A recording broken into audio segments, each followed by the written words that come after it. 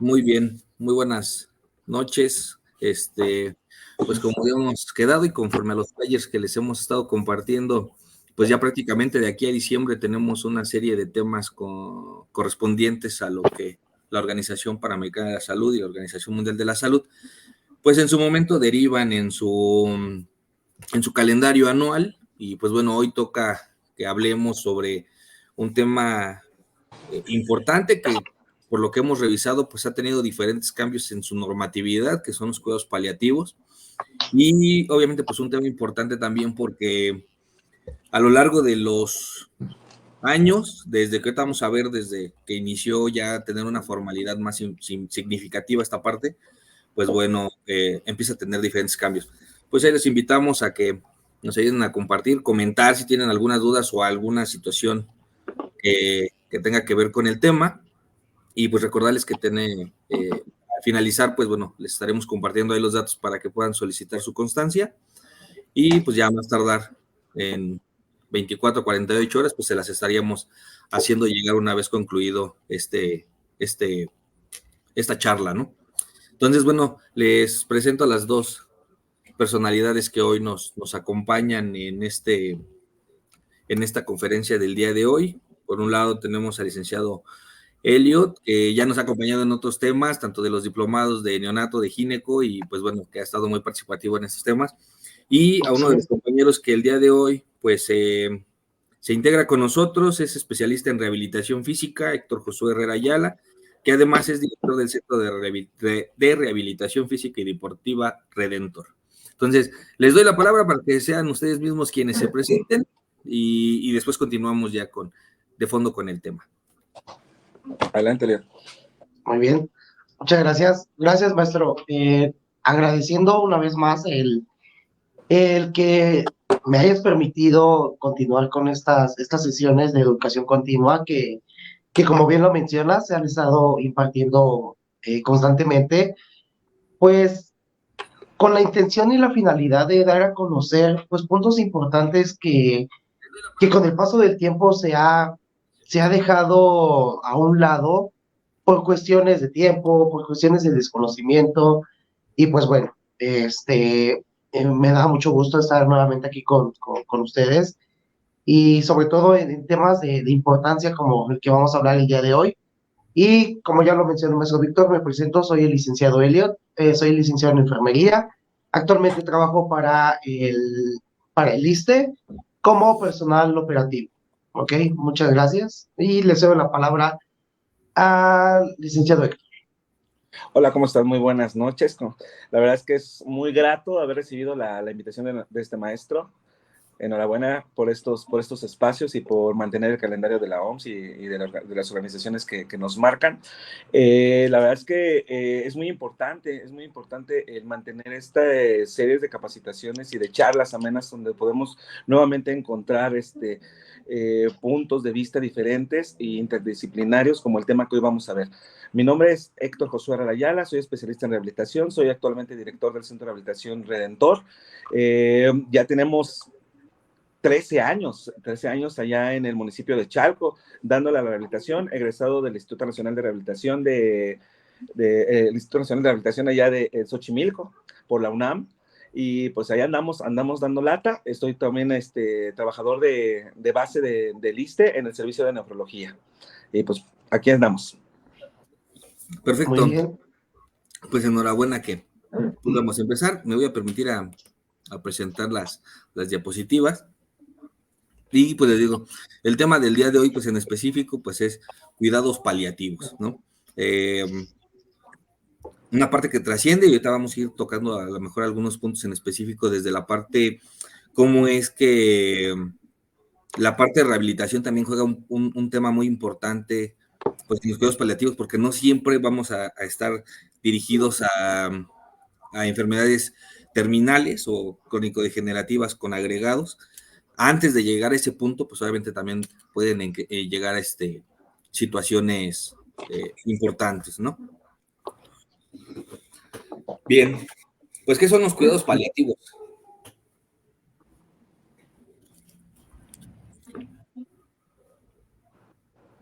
Muy bien. Textualmente, los cuidados paliativos son parte de un tratamiento integral para el cuidado y tratamiento de molestias, síntomas y el estrés que toda persona padece debido a una enfermedad grave. Pues si nos metemos a otras fuentes bibliográficas, pues la mayoría de esta, de estas terminologías concuerdan mucho en el aspecto de que son situaciones en las que este estudio, o mejor dicho, esta rama nos va a hablar acerca del cuidado cuando ya no hay una cura, y realmente así lo dice, cuando ya no hay una cura para una enfermedad. Entonces, debidamente, pues eso es de lo que se trata y de lo que vamos a estar platicando, de cómo cuidar, de cómo tratar esta situación de cuidados paliativos. Exactamente, pues creo que el término como general de lo que pudiéramos hablar de un término de cuidado paliativo, pues es precisamente esta parte, ¿no? Un dolor que aqueja de manera continua, crónica, de difícil manejo o que difícilmente va a desaparecer en algunos días, ¿no? Entonces, pues finalmente la parte esta, pues de esta intervención es minimizar, aliviar o resarcir, pues obviamente ese sufrimiento que conlleva la parte del dolor, ¿no? Que día a día pues se le va generando a los diferentes tipos de padecimientos que una persona pudiera llegar a tener. Otra rama de esta pues es los cuidados paliativos pediátricos, ¿no? Porque si bien en el adulto nosotros podemos determinar a lo mejor por fascias, la expresión del dolor y demás, en el área pediátrica, pues obviamente en todos los aspectos que hablemos, pues va a jugar un papel muy, muy, muy diferente en esta cuestión. En este caso, pues obviamente hay estrategias que ayudan a dirigir este mecanismo de equilibrio para que los cuidados paliativos en ellos pues sea diferente, porque en ocasiones pues el familiar, su cuidador primario, pues es el que influye más en el tratamiento que el propio paciente, ¿no? De repente, pues el paciente nos empieza a referir que no tiene a lo mejor un dolor insoportable, pero pues el familiar pretende que se le ministre algún analgésico más fuerte, ¿no? Entonces aquí esa es una temática de una línea de trabajo muy, muy, que se debe de mantener en ese proceso, ¿no? Para evitar algún riesgo. Sí, sí, sí. También tenemos que considerar que los cuidados paliativos son totalmente interdisciplinarios, ¿no? Que todas las áreas de la salud y social conllevan, ¿no? Y también tenemos que contemplar mucho la ayuda del primer cuidador, ¿no? Que en este caso es la familia.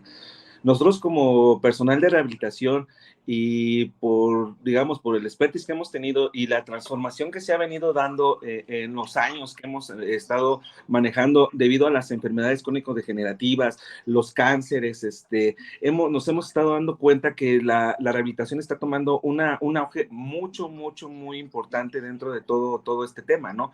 Porque hemos encontrado áreas de oportunidad donde hemos podido aliviar o cubrir los objetivos que se requieren para este tipo de padecimientos, tal es el cual el fortalecimiento médico, el fortalecimiento muscular dentro de pacientes que ya cursan con mucho dolor y que han dejado de tener movilidad y cursan con una hipotrofia muscular totalmente importante, ¿no? Donde vemos un músculo de tal vez que tendría que ser de 5 y lo estamos encontrando de 3, ¿no? Digamos, en la escala de Daniels. Entonces podemos encontrar que debido a ello, por la hipotrofia muscular, se exacerba más la neuropatía, digamos, en algunos casos, y eso nos provoca mayor molestia y mayor exigencia del familiar o del paciente, que conlleva mayor gasto para ellos en fármacos, ¿no? Y son pacientes que los vemos continuamente en la consulta, ¿no? En urgencias, vuelta y vuelta y vuelta y vuelta, y que al final de cuentas todos los andan bateando, ¿no, maestro?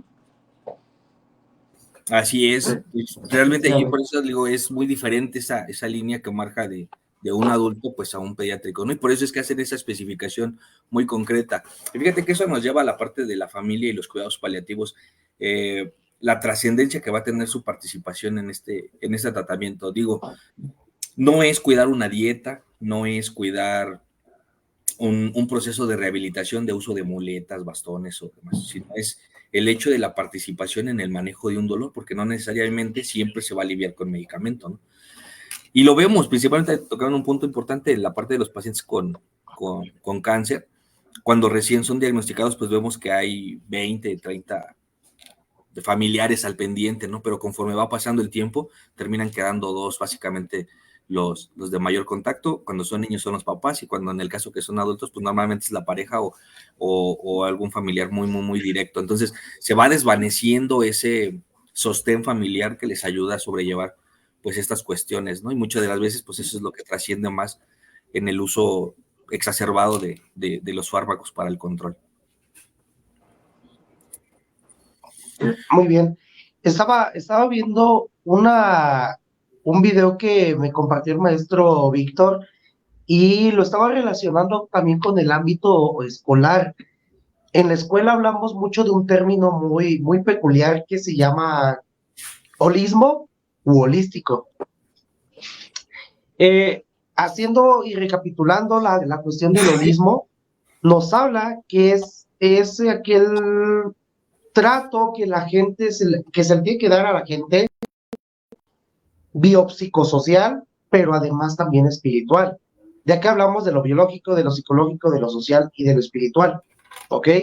Muchas veces nada más nos centramos en el dolor físico de las personas, pero no preguntamos qué más sienten esas personas aparte de ese dolor. Fuera de un dolor físico, también nos hablamos mucho como mexicanos o como personas, mucho de la cuestión espiritual, mucho de la cuestión de tener fe o de creer en algo. Entonces, también hacer hincapié en esas situaciones de que, bueno, usted cómo se siente, cree en Dios, cree en alguna deidad, cree en algo que usted, que a usted le va a aliviar o que sí piensa que le va a aliviar el hecho de tener esa espiritualidad.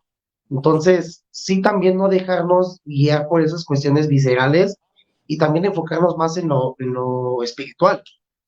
A veces, como personal de salud, de la cuestión científica, somos cerrados en pensamientos de esas cuestiones espirituales, pero sabemos que todo va relacionado y todo tiene que ir de la mano para que todo esto haga un conjunto solo y pues podamos abarcar estas situaciones de dolor en las personas. Pues sí, sí, maestro. Fíjese que hay un aspecto muy importante con pacientes con que ya pasan esa línea terapéutica donde ya nada les da, ¿no? Donde ya les pasamos todos los niveles de analgesia de la OMS, toda la escalera analgésica ya se la aventamos encima. Ya son pacientes que vienen con polifarmacias del médico internista, del médico familiar, del médico de la cuadra, del médico de similares, y de alguna manera ya pasaron por infinidad de profesionales, pero nadie hace un programa holístico, como lo menciona nuestro compañero, un programa holístico donde verdaderamente se cubran todos los factores, ¿no? Yo estaba viendo la anterior diapositiva y algo que me llama mucho la atención es el núcleo familiar, ¿no? Cómo se destruye el núcleo familiar cuando tenemos un paciente con una enfermedad crónico-degenerativa y que requiere cuidados, o sea, que ya, digamos, ya hasta tiene bomba de infusión continua de analgesia porque ya es intolerable, ¿no? Nosotros lo vemos ahora, ya hay un alto índice de pacientes que han tenido traumatismo, llamémosles amputaciones, llamémosles traumatismos por vehículos automotores, ahora que está mucho de moda en auge la motocicleta, los vehículos, todo el caos, todo el estrés social que se maneja, encontramos infinidad de pacientes que están llegando a las unidades de urgencias, que pasan el periodo de hospitalización, que aparte terminan escariados, terminan lastimados, como decía el maestro Víctor, terminan cuidando los primeros 10 pacientes, 20 familiares, perdón, y terminan cuidándolo uno, ¿no? Y ese uno después ya se quiere ir, ¿no? Porque de alguna manera, pues, o está cuidando al paciente o está o cuida, ¿no? La parte económica, porque vamos viendo que está la pérdida del núcleo familiar y la pérdida y la ruptura del soporte financiero. Y es donde empezamos a ver qué podemos hacer ahora con nuestros pacientes que ya pasan este umbral. Y nos quedamos pensando, y esa creo que es una de las incógnitas que vamos a estar teniendo, ¿no? ¿Cuánto paciente con lesión medular o lesión parcial medular estamos teniendo en nuestras unidades hospitalarias, ¿no? Sin contar a todos los pacientes que sufren de alguna enfermedad de riñón, diabetes, etcétera, etcétera, etcétera, ¿no? Que ya los marcamos. Esos son focos rojos que verdaderamente tenemos que estar empezando a tener en cuenta porque viene a la alza, ¿no, maestro Víctor? Sí, son situaciones que van sumándose, que van generando controversia dentro de los procesos de atención. Fíjate que por ahí estaré subiendo ya después en el canal algunas otras 2 entrevistas. Hablaba en busca de las fuentes espirituales que debes de tener de arraigo, ¿no? Independientemente de la creencia que tengas, porque pasa esto, al final, pues, ¿de dónde te agarras cuando, pues, los 20 familiares, pues, se fueron a hacer sus actividades del día a día y que tú tienes que afrontar, bueno, la persona tiene que afrontar con la situación que ahora le conlleva y ese nuevo estilo de vida, y va a tener que ir buscando ese tipo de estrategias para poder sobrellevar pues la condición en la cual se encuentra, ¿no? Entonces, pues finalmente esa parte, y aquí hay unos artículos que vimos que también se suman a esta parte, como por ejemplo el análisis del costo-efectividad de los cuidados paliativos a pacientes oncológicos de fin de vida. Casi la mayoría de los artículos que vamos a encontrar pues van relacionados a esto, ¿no? Pero aquí la importancia de su participación de ustedes es que no centremos la visión nada más en los pacientes que están en ese proceso. Hay muchas otras situaciones en donde se van a requerir pues estos cuidados paliativos, no necesariamente porque vaya a fallecer, sino también un cuidado paliativo es porque perdió una extremidad de su cuerpo. Y entonces está en una fase de duelo que necesita trabajar para poder alcanzar su bienestar biopsicosocial, como hace rato bien lo comentaba, ¿no? Sí, totalmente. Se me viene a la mente un caso que hace unas horas estaba atendiendo, que tengo como 2 meses que estoy atendiendo. Fue muy viral ese accidente. Un paciente que andaba en su moto, le iba a trabajar y de repente se coloca hasta enfrente de la fila de tráfico, pasa un camión, una pipa de gas, se lo lleva, lo arrastra y sufre una herida tremenda, ¿no? Lamentablemente llega al hospital, se infecta, como muchos pacientes se infectan en el hospital, le hacen todos los procedimientos de curaciones, lavados quirúrgicos. Imagínate el traumatismo que tenía el paciente, ¿no? Ahora llega conmigo ya con un muñón ya amputado, supracondilio, arriba de la rodilla, el corte es arriba de la rodilla, supracondilio, y en serio que no me dejaba ni siquiera tocarle el muñón, ¿no? En la valoración no nos dejaba ni siquiera tocar porque decía que el dolor era impresionante. Me queda una frase que él dice, ¿no? En lugar de, ¿se acuerdan de la frase de los niños no se tocan? Él dice, el muñón no se toca, ¿no? En juego, ¿no? Pero realmente cuando me doy cuenta que es verdadero lo que él siente, ¿no? Que tú le tocas la consistencia del muñón, él siente cómo le duele. Nosotros empezamos a aplicar ultrasonidoterapia, termoterapia, algunas alternativas de rehabilitación, y resulta que él siente lo mismo que si se lo estuviéramos poniendo del otro lado. Imagínate, ¿no? Aparte un paciente que sufrió de injertos para poder cerrar o tratar de ocluir un poquito las heridas de la amputación, y tenemos ahí, como decía el maestro Víctor, ¿no? Las amputaciones, y dices, wow, ¿no? ¿Y ahora qué vamos a hacer? Con dolor, y más aparte, el síndrome de miembro fantasma, que muchas veces queda en nuestros pacientes amputados, sí. Y que ese dolor, ¿cómo se lo quitas, no? ¿Cómo se lo quitas? Entonces son ¿Qué cosas terapia que le vas a sumar? Perdón, maestro, no la escuché. Sí, en esa parte, ¿cómo le vas a sumar? Si no está esa parte física, que digas tú, pues le pongo una compresa o le pongo, lo infiltro o algo, y con eso va a disminuir. No se puede, ¿no? Porque al final del tiempo es parte de ese cuidado y te trasciende también en estos cuidados paliativos, porque yo creo que es de lo que más vemos. Exacto, ¿no? Maestro. Exacto. Y ahora hay un alto índice de ello, y ahora lo peor es que están más jóvenes cada vez, maestro. Más jóvenes. La imprudencia. Imagínate, ¿no? Pacientes de 20 años, 19 años, 15 años ya amputados. Antes veíamos pacientes de 40, 35 porque venían de un desequilibrio de la glucosa, ya con un pie diabético y que se tuvo que haber cortado, pero ya eran bajos los índices que veíamos de pacientes por traumatismo, ¿no? Eran 1 o 2, ¿no? Y ahora de 10 estamos viendo 9 que son por traumatismos y cada vez más jóvenes. Y con estos problemas, ¿cuántos años vamos a llevar a ellos con medicamentos? ¿No? Se van a acabar la farmacia. Sí, claro. Claro. Sí, maestro. Sí. Por ejemplo, y aquí, por ejemplo, está este otro artículo que nos habla de los cuidados paliativos, su importancia y falta de diseminación en el pregrado de medicina. Fíjate que eso, el tema anterior que vimos el día jueves, que justamente hablaba sobre la salud mental y cómo nos preparábamos para dar malas noticias, que realmente no hay en la estructura curricular de las escuelas una unidad temática, un módulo, una materia, como quieramos nombrar, que sea encaminada a prepararnos a cómo dar una mala noticia. Finalmente lo vamos aprendiendo conforme pues va pasando el tiempo y vas tomando alguna estrategia. Y que aún así, aunque existiera una materia, un módulo y hicieras talleres, pues ya enfrentarte a la realidad de entregar esa mala noticia pues se vuelve complicado. Pero aún más, pues en esta parte, ¿cómo le vamos a decir a la familia y al propio paciente, sabes que vas a ocupar este medicamento? Básicamente ya por el resto de la vida, porque si no lo consumes, no lo tomas, no haces este tipo de terapias, el dolor no va a desaparecer, va a incrementar y en algún momento, pues hasta brotes psicóticos vas a poder llegar a tener por la desesperación del dolor que genera, ¿no? Entonces, ese seguimiento va a ser sumamente importante.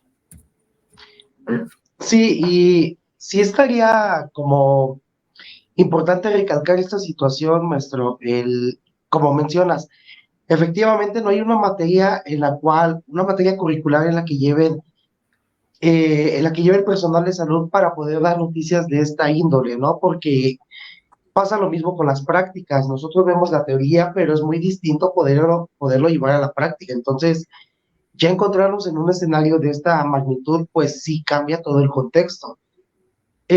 Por mucho que nos preparemos también, inclusive psicológicamente, sería algo complejo el poder proporcionar este tipo de noticias en primera instancia al paciente y en segunda instancia manejarlo al familiar, porque alguno de las dos partes puede tener un control y puede tener la suficiente madurez, por así decirlo, de poder llevar una noticia así, pero es complicado. Es complicado porque nos enfrentamos a muchos temperamentos también en la sociedad, temperamentos de los cuales pueden ser pasivo-agresivos, pueden ser agresivos totalmente, entonces es muy complejo y más en la sociedad en la que estamos incluidos. Pues tan solo el hecho de que pudiéramos poner un poquito de atención en buscar que estuviera nuestro cuerpo interdisciplinario completo, ¿no? El psicólogo, el trabajo social en pisos, ¿no? Y desde urgencias, ¿no? Que nos estuvieran apoyando ahí para podernos apoyar de alguna manera a dar esas noticias y a soportar al paciente, ¿no? Apoyarlo en esos momentos tan difíciles, ¿no? Así es. Sí, pues llevar ese seguimiento, ¿no? Porque no va a ser darle la mala noticia al final del día que va a ser egresado, sino desde el momento en que llegó a hacerle, no crearle falsas expectativas, creo que sería lo correcto. Es correcto. Porque pues nos enfocamos en el querer decir no, porque cuando ingresó le dijimos que íbamos a hacer todo lo posible y después pues ya no es de nosotros, ¿no? Entonces no, o sea, creo que ya tenemos como una lógica trascendencia de cuál es el proceso al que lo va a conllevar y pues a lo mejor plantearle desde un inicio el peor de los escenarios y conforme va avanzando mejora, pues qué bueno, ¿no? Ya tiene hoy un punto a favor, pero si no, pues bueno, ya desde ahí se va cambiando ese pensamiento. Fíjense que aunado a esto, desde el 2009 ya se publica en el Diario Oficial de la Federación una reforma al artículo 184 de la Ley General de Salud, donde ya adicionan el artículo 166 bis para materia de cuidados paliativos. Ahorita vamos a ver cómo va evolucionando estas modificaciones que se le van haciendo, pero ya desde ese entonces ya querían darle la formalidad. Hoy, en estos últimos años, creo que ya ha tenido como un mayor impacto, ya hay clínicas consolidadas, ya hay especialidades específicas en el manejo de las diversidades de estas situaciones, pero ya desde ahí empezaba, ¿no? Esta cuestión para poder mejorar la condición. Dentro de esto, pues bueno, el artículo tiene más apartados, pero quisimos hacer mención sobre el capítulo 1 de las disposiciones comunes, donde es salvaguardar la dignidad de los enfermos en situaciones terminales, garantizar una muerte natural dentro de la medida posible, dar a conocer los límites entre el tratamiento curativo y paliativo, que lo tengan bien definido, ¿no? Cuándo es que todavía puede alcanzar una etapa de recuperación clínica y cuándo pues ya no lo va a llegar a hacer y finalmente va a ser para hacer pues más o menos más ameno el tiempo que va a estar con este tipo de terapias, ¿no? Determinar los medios ordinarios y extraordinarios de estos tratamientos y establecer los límites entre la defensa de la vida del enfermo en situación terminal y la obstinación terapéutica, que ese es otro punto sumamente importante, ¿no? Dentro de la cuestión de no está tan grave su padecimiento y podemos llevarlo a más y queremos ir extendiendo cuando lo único que vamos a ir generando pues es un deterioro más severo, ¿no? De su condición clínica, fisiológica y vuelve a recaer sobre el cuidador que va a estar ahí al pie de cama, obviamente también ya un desgaste emocional pues creo que esta vez que se internó ya no sale, siempre sí, y luego otra vez a los 2 días y así, ¿no? Entonces, pues es un desgaste del no saber qué va a pasar con su paciente, ¿no? En ese momento. Así es. Es correcto. Muy bien. Fíjate que en esa parte sería muy importante que posteriormente pudiéramos platicar un poquito de lo que es la eutanasia, ¿no? Y cómo se ha llevado ese tema en el Senado, en esas instancias legales, porque como tú le dices, ¿no? Llevamos al desgaste terapéutico, la norma nos dice que busquemos lo más cercano a la muerte natural, pero hay pacientes que están conectados y que no van a fallecer en 3 meses, 2 meses, sino que se van a aventar 1 año, 8 meses, y no es que hasta más, maestro, ¿no? Entonces, sí tenemos que ver ese lado, ¿no? Porque de alguna manera son pacientes que van deteriorándose horrendamente, van deteriorando a la familia, es un desgaste presupuestal, y no hablamos del dinero, ¿no? No hablamos del dinero, pero de alguna manera es una cama que está ocupada por un familiar y por un paciente que ya no está, que ya está en lo último, ¿no? Me acuerdo hasta de una película, ¿no? No me acuerdo el nombre de la película, donde salía la chica con las calcetitas chistosas, ¿no? Y que al final de cuentas creo que iba a Suiza y se aplicaba la eutanasia. ¿Cómo es posible que en los países de primer mundo estén llevando a cabo medidas legales para la eutanasia y nosotros todavía estemos en pañales en eso, por nuestra terquedad terapéutica, como usted lo mencionó, mantener a sus pacientes todavía aquí, ¿no? Sí, pues no querer dar ese paso que pues siempre va a ser complicado, ¿no? Tomar esa decisión, pues, Sí, es un tema muy, muy, muy delicado, tanto como para la familia como para el área médica, ¿no? De decir cuándo es el momento más apropiado, pero se tiene que avanzar porque al final del tiempo, pues es una cuestión que se tiene que tomar en cuenta y sentar ya las bases para poder determinarlo bien. Al menos ya todavía creo que hace 5 años en la Ciudad de México estaba el tema de la eutanasia y de la voluntad anticipada marcada con un auge y después de pronto se apagó. No sé si ya llegaron al punto en el que querían llegar donde ya queda esclarecido o qué fue lo que pasó que pues ya se dejó de tocar el tema y dar avances en esa cuestión, ¿no? Así es. sí. Desgraciadamente, maestro, considero que es la falta de empatía. Nos hace falta empatía para poder decir o poder sentir lo que está sintiendo en ese momento nuestro familiar. Sí, es nuestro familiar, nuestro papá, nuestro abuelo, nuestro hermano, pero al final del día no sabemos en ese momento el dolor que ellos están sintiendo por el cual están cursando. Entonces, por la necesidad, como mencionan en este momento, de querer tenerlos todavía físicamente con nosotros, no pensamos en su dolor, no pensamos o no preguntamos qué es lo que realmente él quiere, ¿no? Las cuestiones terapéuticas sí nos llevan a que le realicemos hasta las últimas o los últimos tratamientos que existen y que están por existir. Pero seamos sinceros, como personas no tenemos empatía porque cuando tenemos la oportunidad queremos echarle la culpa a los demás, ¿no? Entonces, eso es lo que hace falta, madurez y empatía a las personas. Y a lo mejor como país tercermundista, pues es lo que nos hace falta. Menciona ahorita el compañero Héctor, sí, en esa película se van a Suiza, países de primer mundo, pero tienen otro estilo de vida, tienen una calidad en su sistema de salud quizá muchísimo mejor que el que nosotros tenemos. Para empezar, ni siquiera hay un sector público, ¿no? Empezando desde ahí. Entonces, sí son muchas variantes que nos impiden a que México lleve a cabo, pues esto, de manera correcta, claro.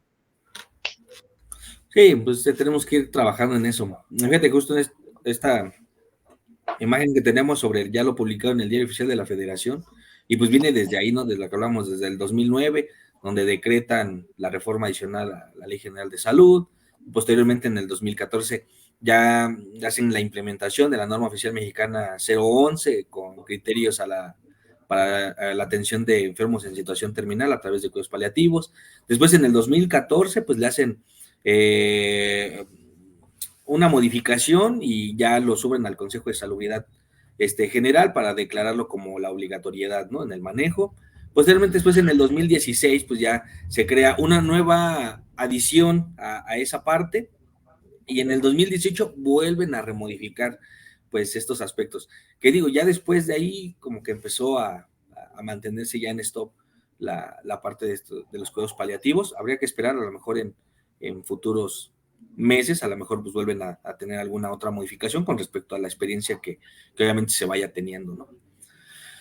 Hablando en específico de la norma, pues básicamente nos va a decir que tiene ámbitos trascendentales a donde quiere llegar los cuidados paliativos, que tanto es en el tratamiento hospitalario, ambulatorio, el domiciliario y pues obviamente la atención de urgencia, ¿no? La cual pues no se le puede negar. Eso sabemos bien que a ningún paciente de ninguna índole pues le podemos negar una atención. Claro. Pero pues aquí obviamente queda bien marcado que un pacientito con cuidados paliativos, aunque ya sabemos, es que ya su diagnóstico no hay mejoría, pues sí, pero ya vino a urgencias y tendríamos que solucionarle esa parte.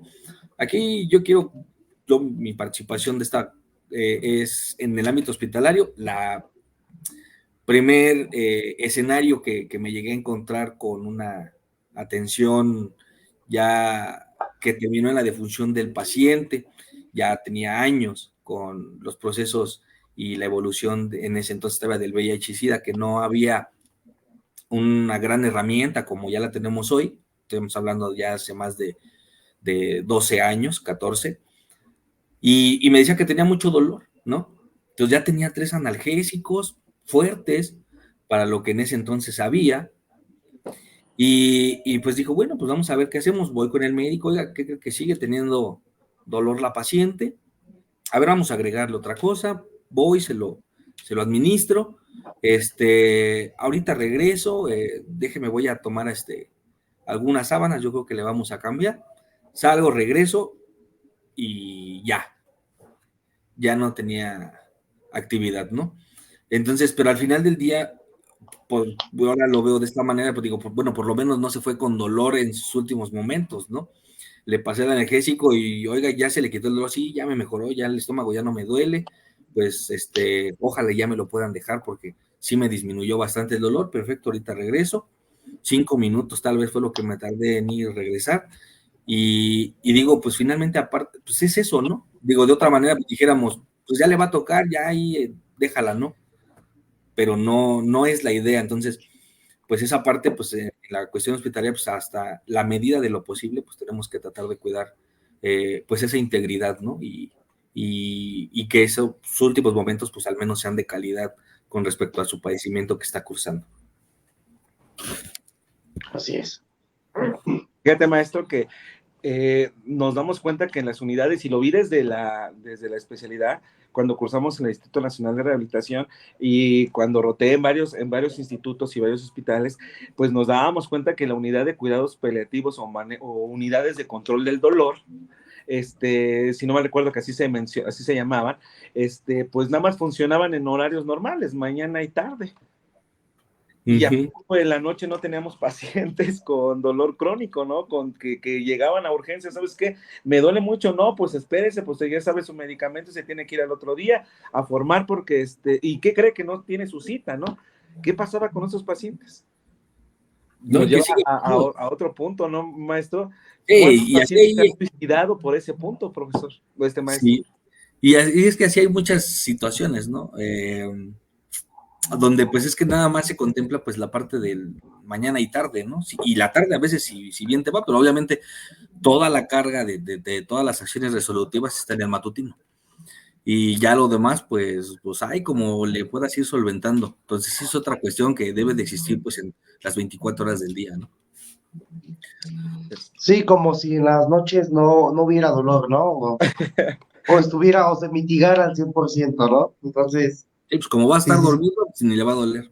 Pero exactamente. lamentablemente es el donde hay más índice de que nuestro paciente presenta dolor, nuestros pacientes con diabetes, todos descontrolados, que ya han generado una neuropatía ya crónica, pues ya en la noche ya no toleran, ¿no? Toleran las piernas, ¿no? Las manos, o sea, ya no pueden, y son pacientes que están desvelados y están a la orilla de su cama, desbalanceándose, llorando, y diciéndole a la esposa o al hijo, es que me siento mal, ¿qué hago? Y pues los hijos, al final de cuentas, o las esposas los dejan, porque pues saben que si van a llegar a la unidad hospitalaria, únicamente le van a dar una receta, vayan a comprarse su medicamento que ya se está tomando, y pues váyase a dormir, ¿no? Y cosa que nunca le va a quitar el dolor. Entonces, ¿qué pasaría ahí, no? ¿Qué pasaría ahí cuando deberíamos de tener nuestra unidad de cuidados paliativos o la unidad de atención al dolor?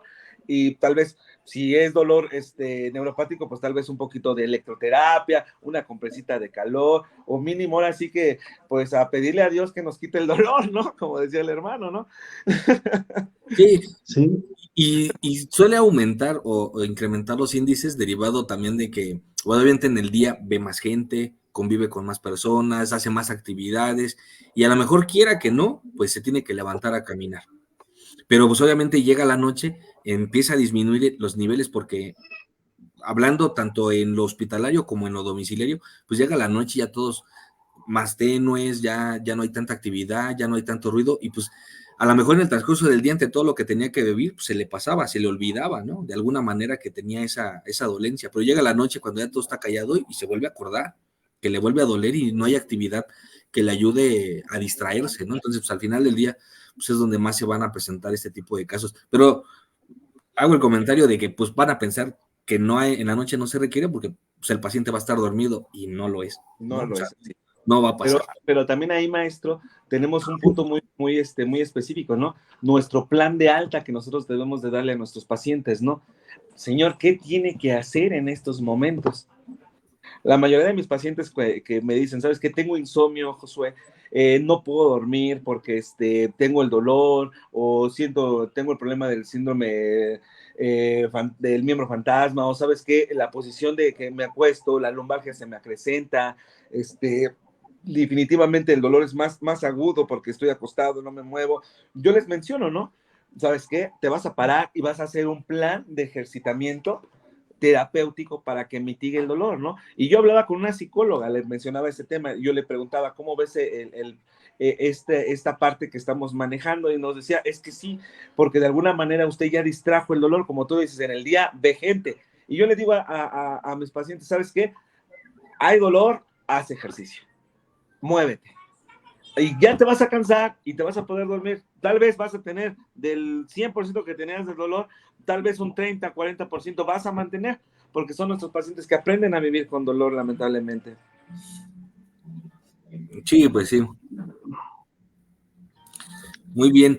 Pues fíjate que ya también dentro de pues eso que vamos comentando, pues obviamente ya no solamente está nuestra norma oficial, no solamente están los decretos en el Diario Oficial de la Federación, tenemos guías de práctica clínica sobre los cuidados paliativos, tenemos nuestros diagnósticos y pues hace falta, ¿no? Ahí la parte cuando estás en el proceso educativo, pues te dicen, haz un plan de cuidados, ¿no? Y tienes 3 semanas para entregarlo.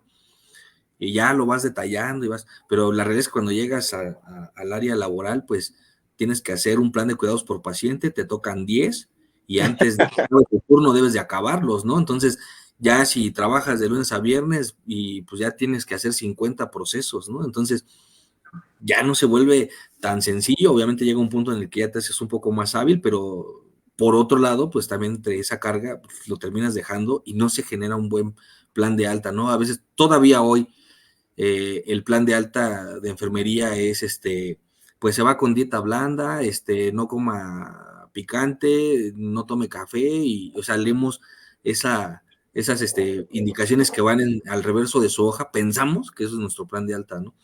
y no le damos ese énfasis a esos cuidados que van a ocupar posterior a su egreso de la unidad hospitalaria, ¿no? Es correcto. Sí, así es. Sí, hace rato mencionaban la cuestión de que los pacientes suelen no tener tanto dolor durante el día porque, claro, están haciendo actividades lúdicas, están jugando, haciendo alguna actividad deportiva, están con sus familiares, están, inclusive desde un juego de mesa, ellos tienen pues su mente distraída y su mente ocupada, entonces no les da tiempo de estar pensando en su padecimiento o en su dolencia. Entonces, y pues eh, fisiológicamente hablando, sabemos que tenemos nosotros como seres humanos neurotransmisores y de los cuales, pues cuando estamos, no sentimos bien, pues estos se liberan en mayor cantidad. Entonces, ¿cuál es la finalidad o cuál sería como que el secreto para que la gente no estuviera todo el tiempo con dolor? Pues sí, que se ocupen o se mantuvieran ocupadas realizando alguna actividad recreativa, lúdica o de su preferencia. Entonces, sí, como que también incitar esto o incluirlo en un plan de alta, ¿no? De enfermería. Es complejo por lo que dice el maestro Víctor, que de 10 pacientes que tenemos que realizar uno o dos procedimientos, planes de cuidados pues, para los pacientes. Y desafortunadamente los 10 pacientes no son de una sola patología, de la misma patología. Son de dos, de tres, de cuatro patologías distintas. Entonces es aquí cuando nos enfrentamos a un gran reto, a un reto en el cual incluye no caer en la monotonía o en la rutina de hacer lo mismo que hice el día de ayer, hacer lo mismo que hice la semana pasada. Entonces, pues sí, hacer hincapié en eso, ¿no, maestro? ¿No, compañeros? Claro que ¿Cómo, sí, qué claro que, opinan? claro que sí. Verdaderamente que, pues lamentablemente, ni la parte médica, ni la parte de enfermería, ni trabajo social, ni psicología cubren esa área, ¿no? Esa área de dar esa orientación en el plan de alta, ¿no? Y más que nada al familiar, ¿qué va a pasar con el familiar? O sea, ¿qué va a hacer el familiar con su paciente cuando tenga crisis, ¿no? Oiga, y si amanece con dolor, ¿qué va a hacer? Porque lamentablemente pacientes hablemos ahora de un paciente de artritis reumatoide, que la mañana amanece con dolor articular, con mialgias, no puede moverse para nada, y por ahí de 2 horas de que está ahí en su camita ya empieza a moverse, y pues enseñarles, ¿no? ¿Qué tienen que hacer, ¿no? No sé, se me ocurre ahorita un momento en donde podríamos decirle a nuestros pacientes, ¿sabe qué? Pues cómprese un morralito de semillitas, empiece a hacer estiramientos, cosas que serían tan básicos tal vez y tan comunes o que básica, pues sí, pues la palabra correcta es tan básicas que podría ser nuestro paciente a la orilla de su cama, que podrían mitigar el dolor del paciente casi más de mediodía y podría echarlo a andar en el transcurso de sus actividades más rápido. Y resulta que porque pues la carga de trabajo o porque no lo hicimos, pues no se va con esa información el paciente, ¿no? Y pues ya esa parte también es una parte de los cuidados paliativos que van a casa con nuestros pacientes. Claro. Sí, y de hecho, ahorita que mencionó eso, maestro, el compañero Héctor, cuando los pacientes tienen una crisis, la norma 011 menciona esas cuestiones, que el médico tratante o el personal de salud tratante de los pacientes de cuidados paliativos tienen la obligación, número uno, de respetar la decisión de los pacientes. Cuando él decida o en el momento en el que él decida ya no continuar con su tratamiento curativo, es ahí cuando deben de aceptar la decisión e iniciar con los cuidados paliativos. Otra menciona que deben de contar los pacientes y los familiares números telefónicos de emergencia para cuando el paciente sufra de una crisis. No estamos hablando de una crisis en la cual, pues, el temor a morir, el temor a dejar a su familia sola, el temor a estar solo, son muchas cuestiones que implican un proceso de este tipo. Entonces, sí, sería muy importante hacer énfasis en eso, ¿no? Pero voy a hacer un punto más ahí. Fíjate que recuerdo hace unos años, y me acuerdo que hablabas en unas pláticas anteriores, profesor, maestro, de la enfermería comunitaria, ¿te acuerdas? Sí. No sé si te acuerdas, hace una semana, 2 semanitas hablabas de la Sí. enfermería comunitaria, donde básicamente se localizaban los pacientes que tenían situaciones ya muy importantes de salud y que a veces la familia los dejaba abandonados, ¿no? Yo conozco pacientes que al principio de mi ejercer en la rehabilitación me decían, oiga, ¿puedo ir a ver a mi papá? Porque vive en tal lugar. Y pues uno con tal de tener expertise, ganar un poquito de pacientes, un poquito de, pues ahora sí que en el pueblo dicen un poquito de fama ahí con los pacientes, los ibas a ver hasta donde tendrían que estar, ¿no? Y te dabas cuenta de las situaciones donde vivía el paciente y que decía, híjole, pues, ¿cómo no vas a tener dolor si está húmedo el piso, si está bien fría tu casa, si tu cama está bien alta y todavía para pararte tienes que hacer tanto movimiento, tienes que subir escaleras, ¿no? Y esa parte de la enfermería comunitaria que se ha olvidado, que se ha dejado muy, muy fuera de todos los escenarios de salud o de los programas de salud, creo que es algo sumamente importante que se vuelvan a rescatar, porque eso permitía localizar a los pacientes. Me acuerdo de las enfermeras que andaban toque las puertas y entraban a los domicilios y encontraban a los pacientes y decían, ah, mira, un adulto mayor y es diabético, tiene cáncer, mira esto, ah, una pareja que su esposo tiene cáncer y mira, está sola y se queda tanto tiempo solo, y ¿quién le va a traer los medicamentos? La esposa fue a trabajar, ¿quién se quedó yendo a traer los medicamentos? No, pues se queda sin medicamentos y lo tiene que comprar desde su salario la señora, y se quedó sin dinero, sin comer, pues por comprar el medicamento y quitarle el dolor al paciente. Y así muchas cosas, ¿no? Creo que si volvieran nuevamente volviéramos a aventar otra vez ese motor, las instituciones de salud, en cuestión de la salud comunitaria, híjole, la verdad es que volveríamos a tener otra vez el mango por el sartén en este tipo de problemas donde nuestros pacientes llegan a este punto donde ya tenemos que dar cuidados paliativos porque se descuidó todo su trascender o todo el proceso de enfermedad de nuestro paciente. No sé, a medida que ustedes comenten otra cosa.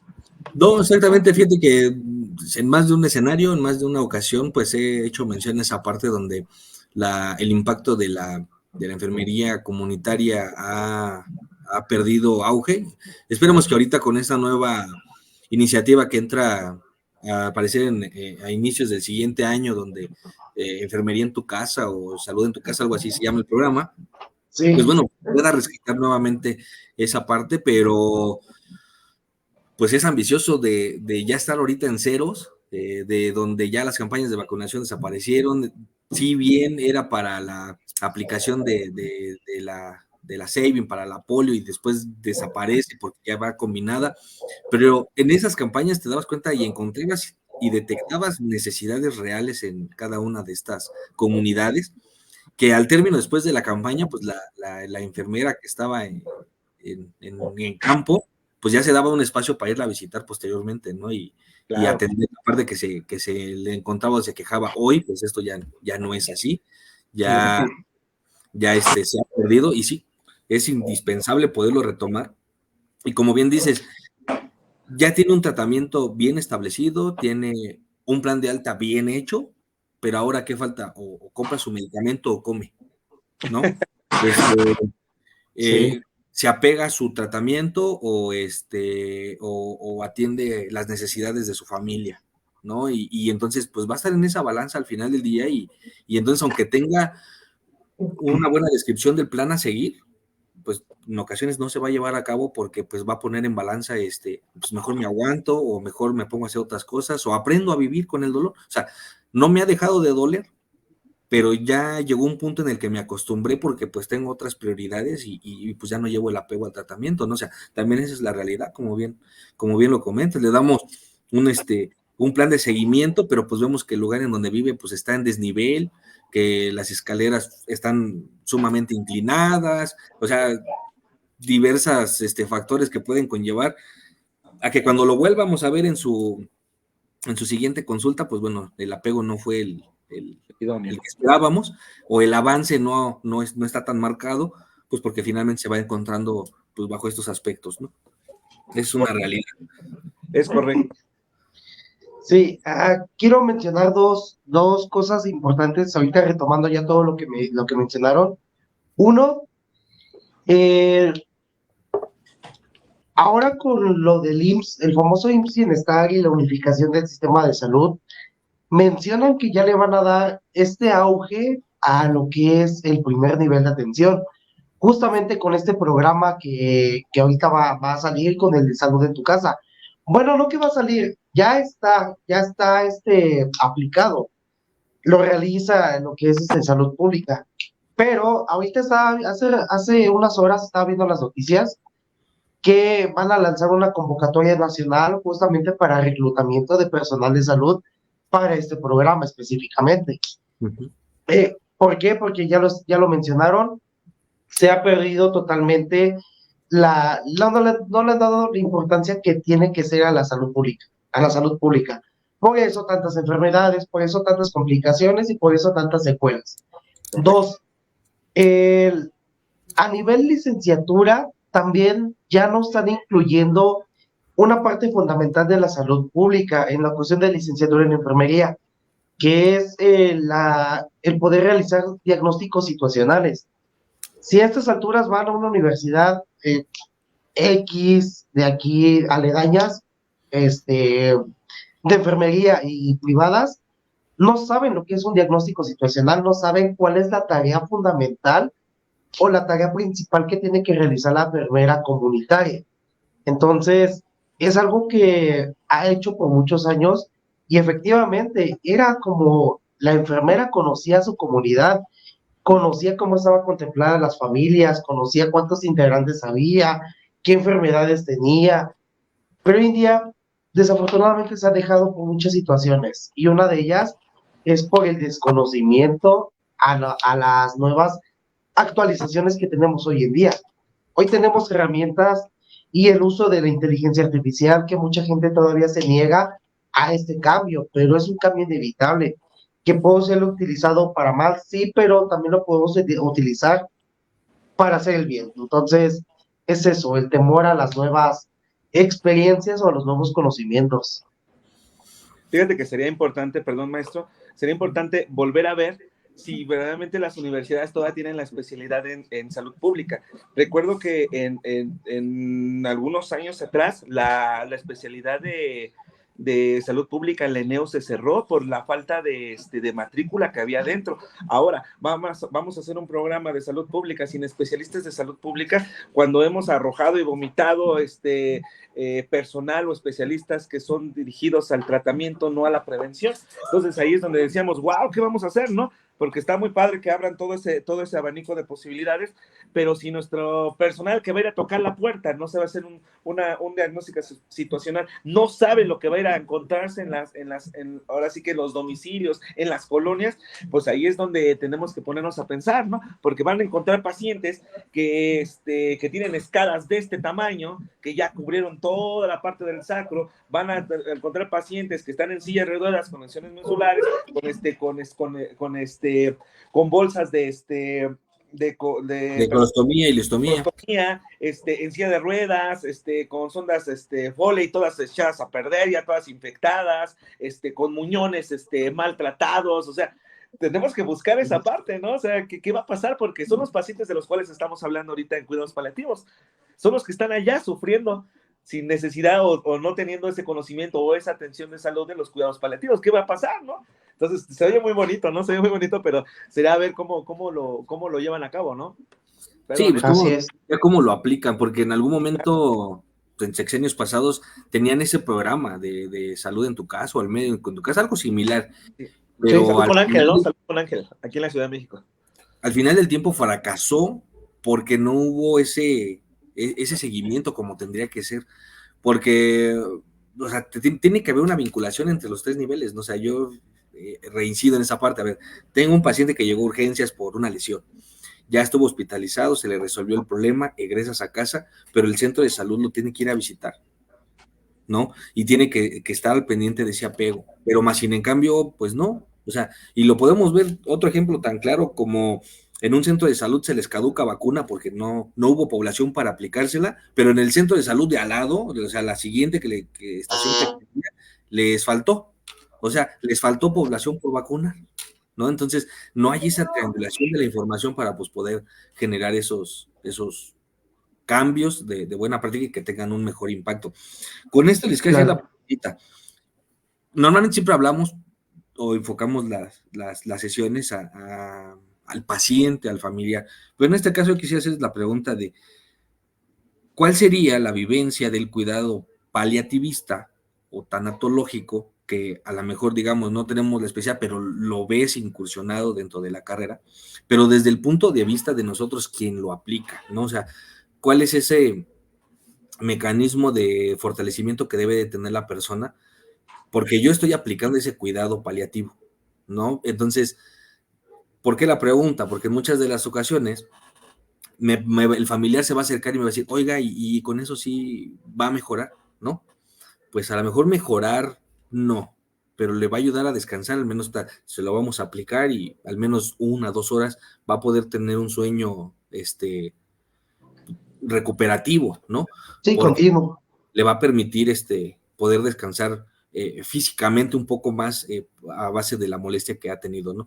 Podemos ver pacientes con manejo avanzado de la vía aérea con sedación y aún así en ocasiones hacen fascias, o aunque esté completamente sedado, pues hay una lágrima porque finalmente tiene dolor aún así, o sea, la respuesta de esa sinapsis neuronal no se puede romper independientemente del nivel profundo de la sedación con la que pueda estar.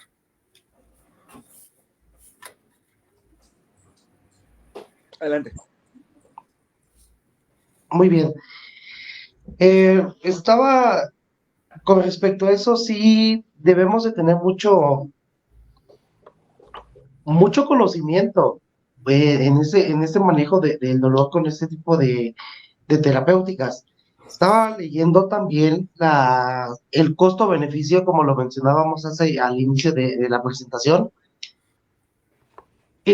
La gente entra en un gran dilema de que, bueno, sí tengo para comprar este medicamento, pero el hecho de que lo compre me implica no pagar algún otro gasto que yo tenga previsto durante el mes, me implica no contar con ese recurso para cualquier tipo de emergencia de cualquier índole. Entonces, no vamos lejos, estaba viendo los parches de buprenorfina y valen entre 3,000 y 4,000 pesos. Los parches de fentanilo están hasta 10,000 pesos, los parches, que tienen, obviamente son de liberación prolongada, creo que son de 30, 40 microgramos por hora lo que van liberando, pero pues ¿cuánto les van a durar los parches? ¿No? Depende también el uso, depende también la dolencia y depende también la enfermedad de base con la que cuente esta persona. Entonces, sí es algo muy complicado cuando se habla de recurso económico, pues en esta población. Totalmente de acuerdo, porque nos encontramos con pacientes que tan solo, ¿no? Vamos a ponernos al principio del problema, ¿no? Acaban de tener el accidente, iba caminando, se cae de las escaleras, tiene un traumatismo a nivel de columna cervical, la cual poco a poco se va degenerando, empieza con series o problemas de neuropáticos a nivel distal, y se empieza su carrera en ese estadio del dolor, ¿no? Empieza su caminar dentro de todo ese ámbito, porque al final de cuentas ellos se vuelven farmacólogos, ¿no? Al final de cuentas ellos ya saben todo lo del medicamento y cuando llega con el profesional, es que esto ya lo tomé, es que esto ya, ¿qué más me voy a tomar, no? Y llegamos a este punto, pues si ya te aventamos, como decíamos hace rato, ¿no? Toda la escalera analgésica, ya no nos quedamos más que los parches o la infusión continua, ¿qué va a suceder, no? Y a eso voy a la respuesta de que nos hace el maestro. Yo creo que sí tenemos que tener el conocimiento vasto para poder atender a nuestros pacientes que tienen bastante dolor, para tener un conocimiento donde pudiéramos nosotros darles alternativas a nuestros pacientes de qué hacer en ciertas situaciones y que esas situaciones ellos sepan que les va a minorar el dolor y que va a ser efectivo para el paciente y para el cuidador primario que va a estar con ellos. 2, que ellos tienen ciertos medicamentos que pueden usar, pero también el hecho que hay ciertos medicamentos que deben de dejar usar. Mucha gente satanizaba y era motivo de broma, ¿no? El hecho de, es que nada más nos manda paracetamol, pero también tenemos que cuidar la parte, gástrica de nuestros pacientes, ¿no? Porque luego le metemos toda la farmacia y le destruimos otra cosa, ¿no? Riñón, estómago, etcétera, etcétera, etcétera, ¿no? Por quitar el dolor. Y pues ya no nada más tiene el dolor de la columna, sino la acidez o la úlcera gástrica que ya tiene, ¿no? Sin contar que tal vez ya le afectamos la función renal. Hasta sordos los dejamos o ciegos, ¿no? De tanto medicamento que les damos, ¿no? Por la polifarmacia que manejamos luego, ¿no?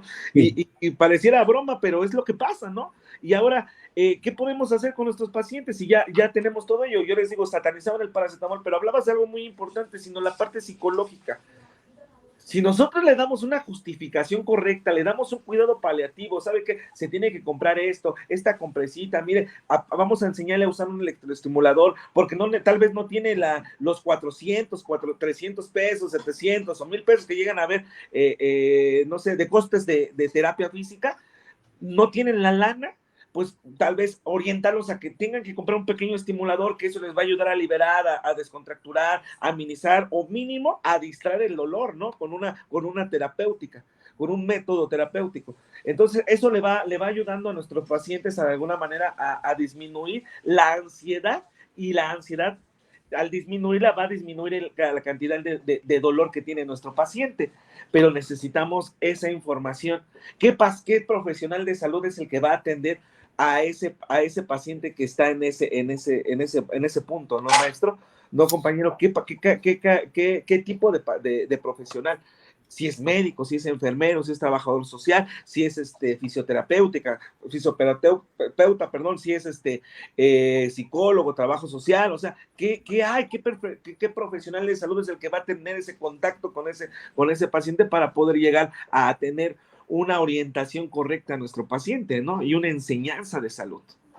Así es, esa parte, fíjate que va bien encaminada a la pregunta, ¿no? O sea, en muchas otras áreas de las que podemos tener, hay esa parte de esa, ¿cómo decirlo?, confianza del querer saber hacer todo, ¿no?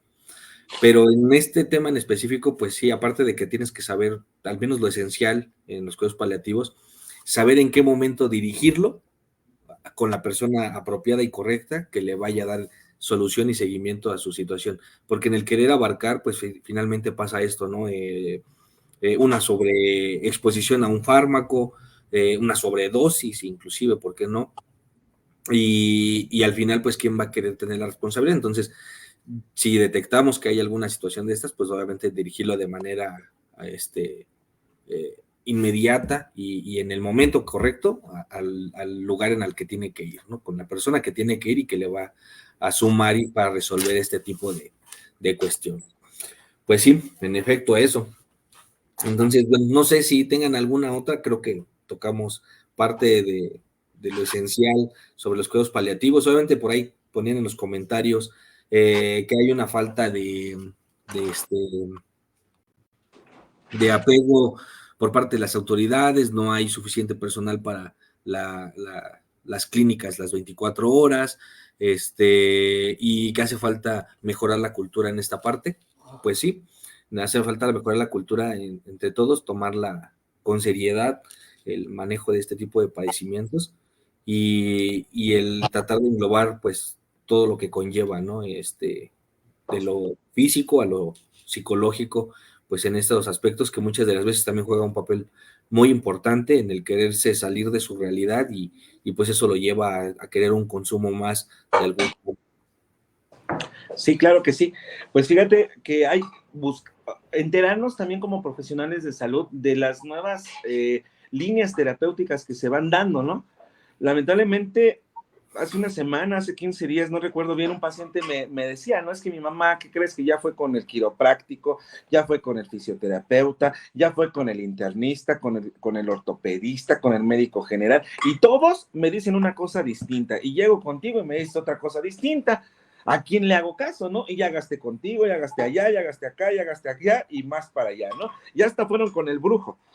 Entonces Sí, nosotros decías que cómo podíamos empezar a ayudar a estos pacientes, pues primeramente buscar o estar atento a las últimas novedades terapéuticas que hay, ¿no? La rehabilitación no es algo nuevo, es algo que viene de muchos años atrás. Y lamentablemente a veces como profesionales de salud, no, pues sabes que vete a sobar con el quiropráctico, no vete con esto, y lejos de ayudar a nuestros pacientes a veces los lastiman más. Otro de los puntos a nivel normas, ¿no? ¿Qué está pasando, no? No sé si vamos a tocar el tema del cannabis todavía, si nos dará tiempo. sí, sí, sí, sí.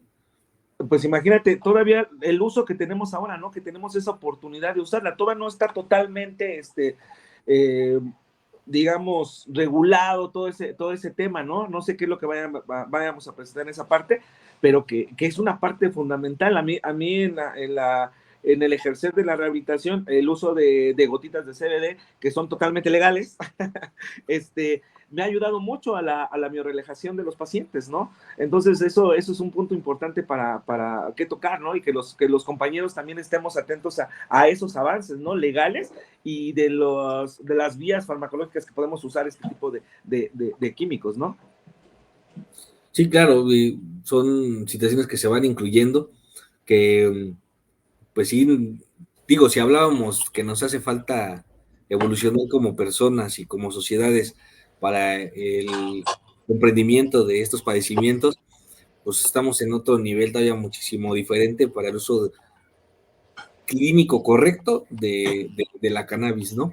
Y de sus derivados, o sea, porque si hoy en día todavía, digo, hablando de forma general, muy general, ¿eh? Para que no se vaya a ofender por ahí nadie, pero si todavía de pronto de por ahí ves una enfermera que lleva unas jeringas, unas gasas y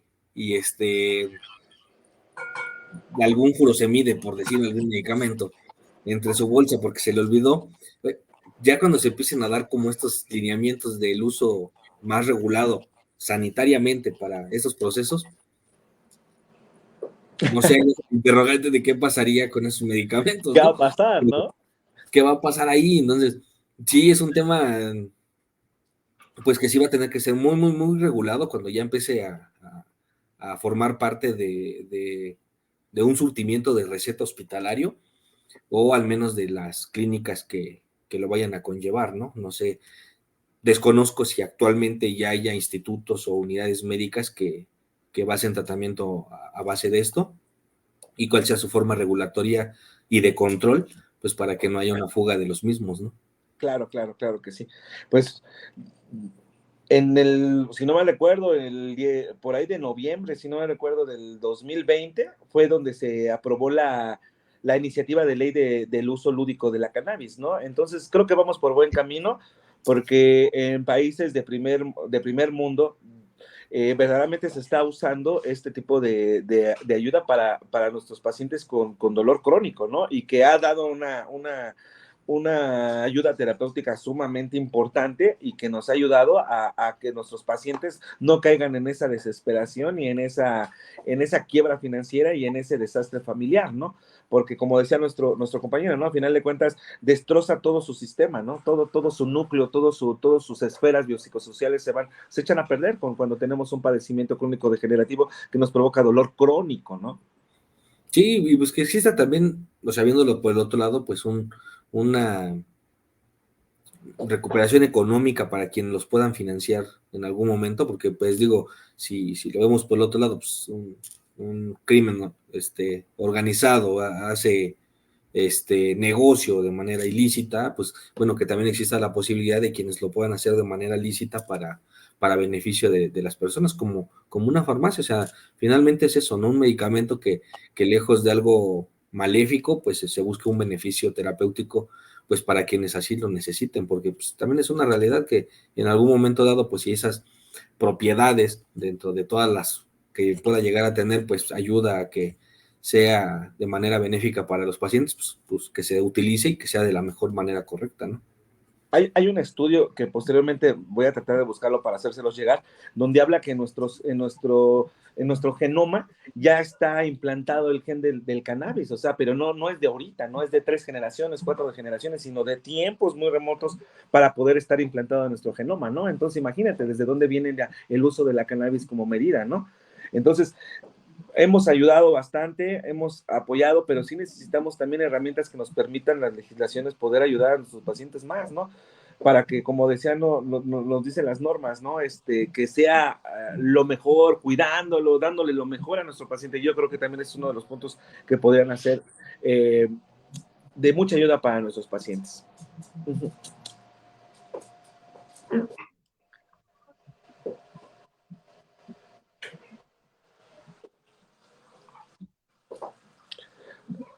Maestro, no se No escucha. sé si soy yo, pero no te escuchamos. Ya, perdón.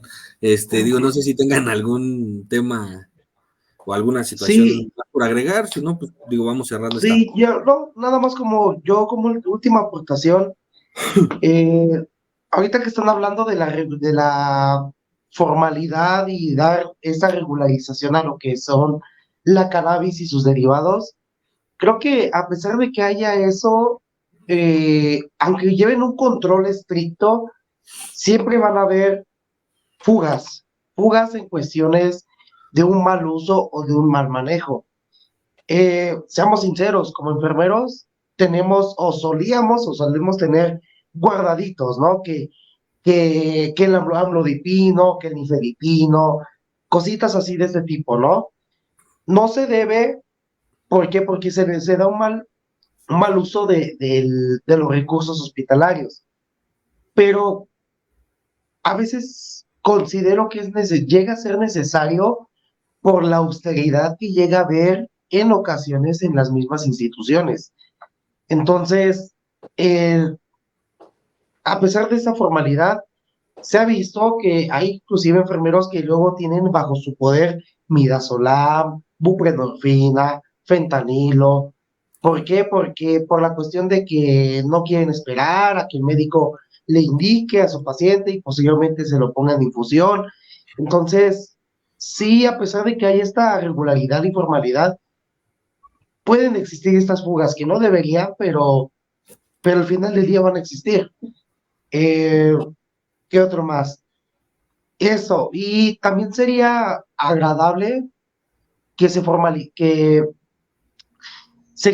que las instituciones de salud gestionaran la parte de que el área de algología tendría que estar disponible 24/7. En el hospital en donde se elabora, tengo entendido que nada más algología está en el turno matutino. Creo que no hay ni siquiera en el turno vespertino. Eso es lo que tengo entendido. Entonces, ¿cómo está esa situación, no? Vuelvo a lo mismo, que nada más en la mañana les da dolor a los pacientes, que nada más en la tarde y en la noche, ¿no? Entonces, sí tendría como que institucionalmente que gestionen esa parte, por cuestiones de presupuestales, por cuestiones de recursos humanos, no estén disponibles, bueno, ya es muy distinto, pero sí tendría que estar como que esa área correspondiente 24/7 para este tipo de pacientes. Totalmente de acuerdo, ¿no? O sea, es una parte, digo, por eso reincidía en la parte donde pues tiene que haber un muy buen plan que ayude a mantener esa regulación de manera continua y constante para después no caer en algunas otras situaciones que comprometan esta buena idea que se tiene, ¿no? De hacer ese buen manejo de este tipo de sustancias para aliviar una dolencia. Entonces, y es ahí donde reitero de que llevaba un muy buen ritmo la parte regulatoria de los cuidados paliativos y después como que ya se detuvo, o sea, realmente ya no hubo una trascendencia en esto y pues se tiene que regular finalmente al interior de las instituciones y después pues bueno ya migrar al espacio de cómo regular pues la utilización terapéutica de esta sustancia, ¿no? Pues la verdad es que va a ser muy, muy importante porque pues ahora tenemos que ver el panorama de salud que viene, ¿no? El panorama que viene de salud, o sea, estamos viendo pacientes que vienen ya amputados por disparos de arma de fuego, por lesión, por herida de arma blanca y le lesión en el nervio radial, ¿no? O el plexo braquial en un accidente de moto jugando, ahora los que están en el gimnasio, ¿no? Se lastiman la columna, o sea, todos esos panoramas, ¿no? Todos esos escenarios que no se vienen, ¿no? Que no están a futuro, sino que ya estamos viviendo.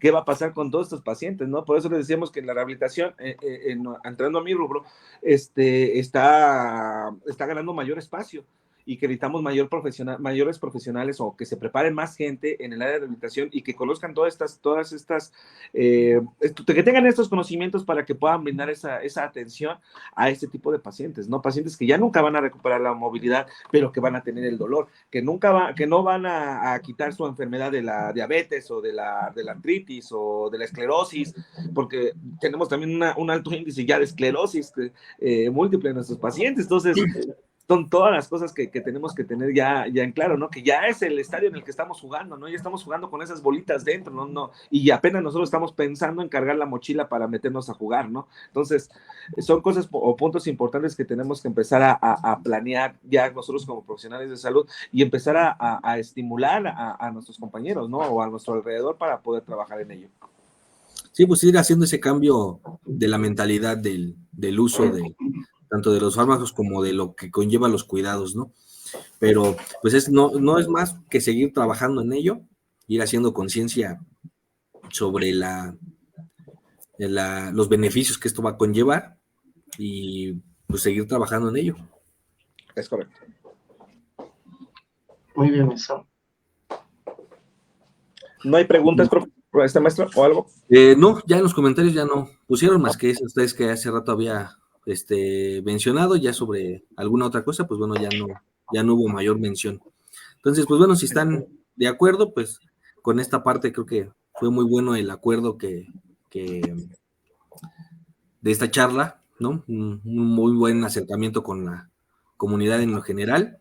Y bueno, nada más hacer mención que una siguiente sesión que tendríamos sería el martes 15 de octubre, que hablan sobre el tema del lavado de manos y obviamente con vista a la disminución de las infecciones asociadas a la atención de la salud, pero con una perspectiva de a dónde estamos hoy, a dónde vamos a llegar, porque cuando se empezó a tener la implementación del programa Está en tus manos, fue en el 2006, ya estamos en el 2024, vamos a entrar al 2025, y no, bueno, yo no concibo que siga siendo hoy en día un tema prioritario el que nos lavemos las manos, ¿no? O sea, creo que ya tuvimos que haber migrado, creo que ya todos estos años que se empezó a trabajar con eso, ya reitero la importancia, finalmente para eso entramos a una institución educativa para formarnos buenos hábitos, más en el de la salud. Entonces creo que ya los planes de estudio creo que hoy en día es el que se cumpla con esos estándares, ¿no? No puede ser que te aventaste 4 años en la universidad, 1 año de servicio social y llegues a trabajar y no te sepas lavar las manos, ¿no? O sea, quieres hacer todas las super especialidades que hay, pero no te sabes lavar las manos. Entonces, vamos a tratarlo de tomar con ese enfoque. Pues de ahí, el martes 15, la invitación está abierta. Si quieren seguir sumando para poder platicar sobre ese tema, pues adelante. Muchas gracias. Excelente, maestro, muchas gracias. Pues muy bien, entonces, pues hasta aquí el día de hoy con este tema. Espero que les haya sido de su agrado. Pues esperamos ahí sus comentarios y sus sugerencias en el buró de los mismos comentarios y pues nos vemos en una siguiente emisión, al menos hasta el 15 de octubre, en estas sesiones que vamos a estar teniendo las de aquí a diciembre. Que pasen buena noche. Perfecto, maestro. Muchas gracias por la invitación. Hasta luego. Muchísimas gracias, maestro.